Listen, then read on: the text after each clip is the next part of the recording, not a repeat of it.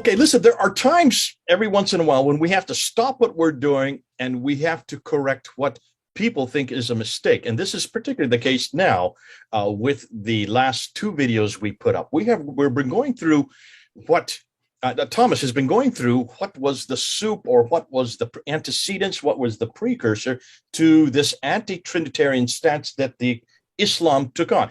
Islam is definitely anti-Trinitarian. But to understand why they're anti-Trinitarian, you've got to go back at the history. You've got to go back and look and see what was happening politically. But most important, you've got to go back and see what was happening theologically, which Thomas has done a great job in the last two videos, starting with the 2nd century, 3rd, 4th, 5th, moving right up into the 6th and 7th century. But there have been misconceptions or things that people have thought Thomas said, which in reality he didn't say. So that's why we're going to do this quick video. This is an addendum to try to correct those mistakes. And there are 3 questions that I'm going to pose to Thomas that have come from many different sources. Quite a few of you have emailed me, or you have texted me, or some of you even called me. And it's also on the description, on the comments box. There's quite a few comments where you are concerned of what Thomas was saying, and understandably so, because you think that Thomas was supporting the view of the mainline church, both in the West and the East. So I'm going to ask these questions. Thomas is going to answer them, and we're going to go from there. So here's the first question that came up, Thomas, and that was your reference to Ignatius on the material that we did in the 2nd, 3rd, and 4th. You talk about Ignatius in the 1st century, and people think you're saying that he was the precursor or he represented anti-Trinitarianism. Could you answer that question real quickly? Yeah. Before I go into this, something that's probably true for all 3 of the questions that you're going to ask, or that have been asked to you, is that I have to say it's partially obviously onto me, so I wasn't clear enough in those videos. So I'm sorry for that. It added by the bad audio we had in those recordings, so I can understand how this view can have come across. Now, regarding Saint Ignatius, Actually, if you go back to the video, I did say that he was not an anti-Trinitarian. So I guess the double negation, the bad audio, and then me putting up the picture led to give the wrong impression there. So clearly he was, in my opinion, a Trinitarian. And what I was trying to establish is that we can use his writings sort of to reconstruct the beliefs of those early anti-Trinitarians that started around the end of the 1st century. So that was my goal there. Right there. I can see where people are going to misconstrue what you just said. Yeah. Not that he himself was taking this, but people could pull out from what he wrote and came up with anti-Trinitarian beliefs. Exactly. So he himself, we know that he talks about the Father, the Son, and the Holy Spirit, and so on. So while he wouldn't have used the term Trinity, that was something that was established later, it looks to me like he clearly believed in it. Yeah. So I'm not saying that he was an anti-Trinitarian, definitely not. I was just bringing up because he comes from a Syrian background, and from his writings, exactly, we can extract sort of and reconstruct sort of the beliefs of the anti-Trinitarians without him being one. Yeah, okay. If that makes any sense. Just to be clear, so people know, he died at the beginning of the 2nd century. The term Trinity was actually coined by Tertullian in the end of the 2nd century. So this word would not have existed during his lifetime. The second question that came up was the reference to your Eastern Church. And I assume by the Eastern Church, you're talking about the Nestorian Church, that they do not have an emphasis on the cross for salvation, that they believe in living in a Christ-centric life. Is that what you were saying? I didn't pick that up, but if you could respond to that. Yeah. So again, this is definitely not what I was trying to say. If that came across the way, I'm sorry. The Nestorian Church, which is officially called the Church of the East, clearly was Trinitarian. There's no question about it. They adopted the Council of Nicaea in 410. So, I mean, that should solve the issue. What I was referring to when I was saying that in this Eastern Syrian tradition, that people did not see the cross as the path to salvation, but following Jesus' footsteps. Those are not the Church of the East.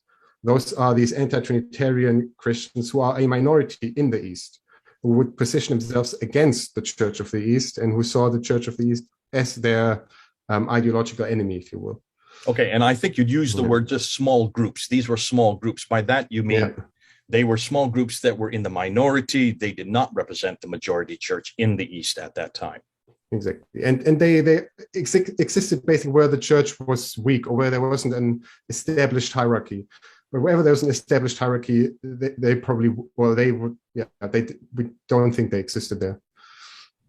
The third question that came up had to do with your reference to the Ebionites. And the Ebionites, people believed what you were saying was that the Ebionites, who we know are very heretical, we know that all the early church fathers confronted the Ebionites, but that they heard you assume that the Ebionites represented early Palestinian or Palestinian Christianity, in contradistinction, say, to Hellenistic Christianity, that they embodied the faith of the early church. Were you saying that?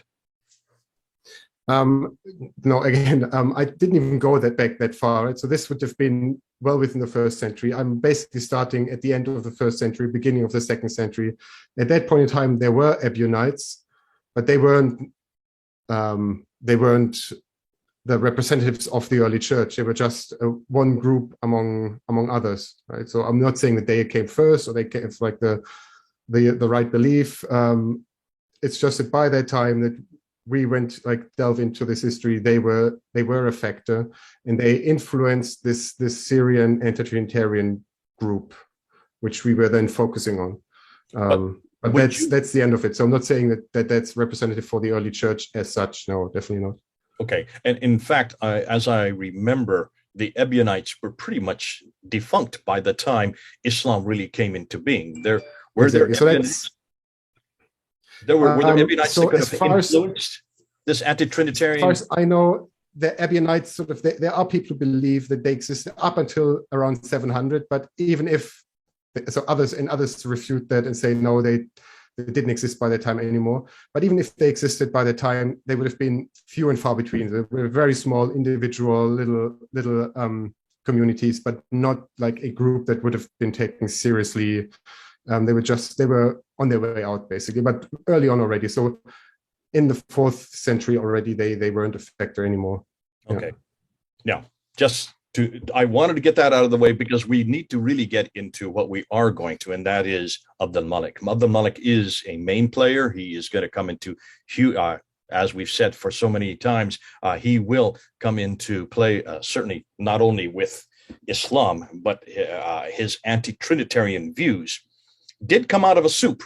But that soup is not from Ignatius. It's certainly not from the Nestorians, and it's certainly not from the Ebionites, although there may be some who are influenced by the Ebionites later on, where you really are going to come, and we really do want to zero in on Abdul Malik. And that's going to be the next video. This is nothing more than a little addendum just to clear up these 3 things. Thanks for your comments, folks. It's good to know that you are reading, that you are watching, and that you do see things, if you do see them. In this case, in all 3 cases, it's not what Thomas was saying, but we can see how it could be lost in the translation. One last word you want to say before we head out? I just hope we could clear things up, and I hope nobody still has the wrong impression after this, because that's not what I was trying to say, and I'm sorry if it came across that way. Yeah, no, and this is understandable because there are quite a few people who do not want to be misrepresented, especially in Christian terms. And in this case, it stands to reason that they did want this clarified. Good, great for you. Terrific. We'll be seeing you right away once again. And this time we're going to start with Abdul Malik. God bless you.